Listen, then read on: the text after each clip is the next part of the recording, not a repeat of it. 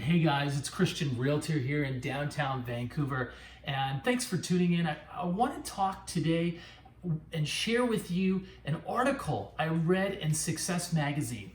And the article talked about setting you up for financial freedom for your future. And it was David Bach, who's the author of The Latte Factor, which is kind of like the American version of The Wealthy Barber, right? Where they're, he's teaching the reader to save money, tricks and shortcuts. And so I'm going to share with you 3 key points I found in the article, and we're going to visualize 2 of them, okay, so that it's really clear for you. And just to preface this, in the article, Bach talks about how millionaires have 44 times the net worth of a renter, which is just staggering when you think about that. I mean, how do you grow 44 times versus, someone who's renting? Well, I'm going to show you. And one of the things they did is this key number, 13.5%.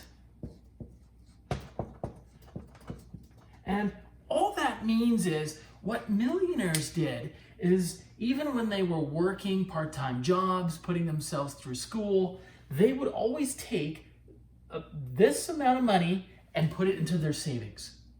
And so if they were making $1,000 a month, they'd take $135 and that would go into their savings account and into investments.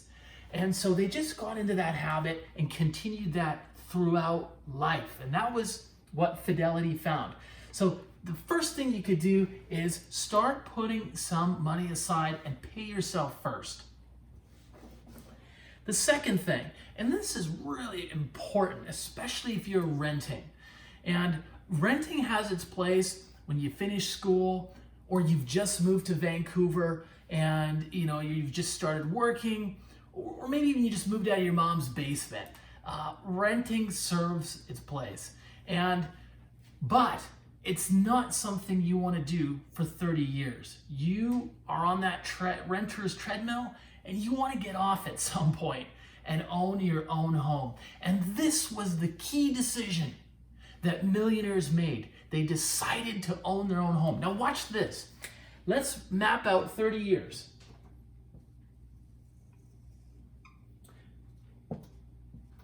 Here we have the 30-year mark. Now, let's take the rent of $2,500 a month. And let's say that this is what you pay every month in rent. And let's multiply that by 12 months, and let's multiply that by 30 years. How much do you think you'll have spent on rent after 30 years?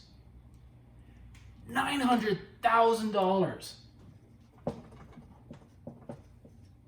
I mean, this is a huge number, almost $1 million if you rented from year 1 to year 30. And at the end of 30 years, you have nothing to show for it, right? There's no asset, there's no condo, there's no townhouse, nothing. This is not how you become a millionaire. And that's what David Bach was saying in this article. Now, remember too, I'm using $2,500. I'm assuming your rent stays the same for 30 years, and of course it's not. It's going to go up. I mean, it's almost doubled in the last 10 years. So this is very important to realize. Now imagine that you made the decision at some point to own a home. And it's never too late to own a home. I've had clients buy a home in their late 30s. I've had clients buy a home in their 40s. I even had clients at age of 47 get his first place. So it's never too late. But imagine this. If you were to purchase and you own your home for 30 years, guess what? Now you've paid off your mortgage. That's your mortgage. And you have an asset. Even if you had a baby condo, you started with a $500,000 baby condo. 30 years later, it's worth $1.5 million in Vancouver, where home prices tend to double, sometimes triple. over that same period of time. And if you don't believe me, just go back to 1990. This is January 2020. Go back 30 years and look at what houses, detached homes were selling for in East Vancouver. I mean, it's in the low hundreds of thousands. Today, they're in the 1.5s. So much potential for your future here just by making a simple decision. And often someone will say to me, well, mortgages, it's a big commitment. I'm tied in.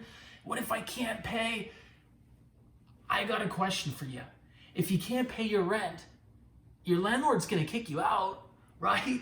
So at least this way, you've got an asset that you can sell, right? You get to keep the equity. That goes into your pocket, into your bank account. So very important to know that. So that was the second decision millionaires made. And the third one,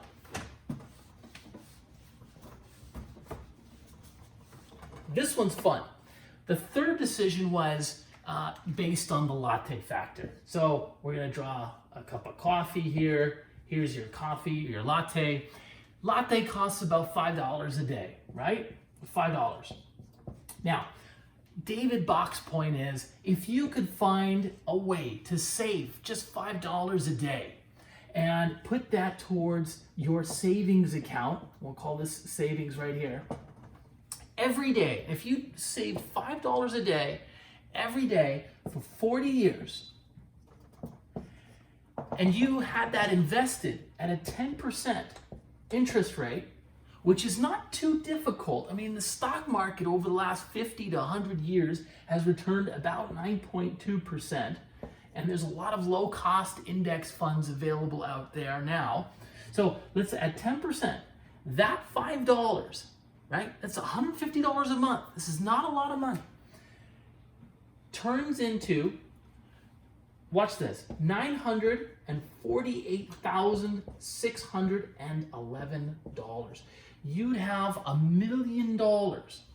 You'd have almost $1 million if you drank one less latte a day. Now, the point David Bach mentions, he says, some people will say, look, the latte is the only thing I've got going for me. Why take that away? Fine, have your latte. But the point is, somewhere else in your budget, you can find $5. And if you invest it and that compounded for 40 years, and you're doing this every day, you'd come away with $1 million. So this is easily doable.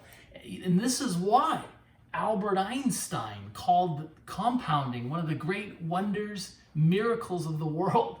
And often people just don't get the power of this. It's the billionaire Warren Buffett often says that you get this or you don't. And it's my wish for you that you do get this. And because it'll obviously be very powerful. And of course, you can save a lot more than $5 a day. You probably could try 10, 15, and so on. So those are the 3 points I wanted to share with you today. I hope you found this message of value to you, and please share it with others as well. Thank you for watching.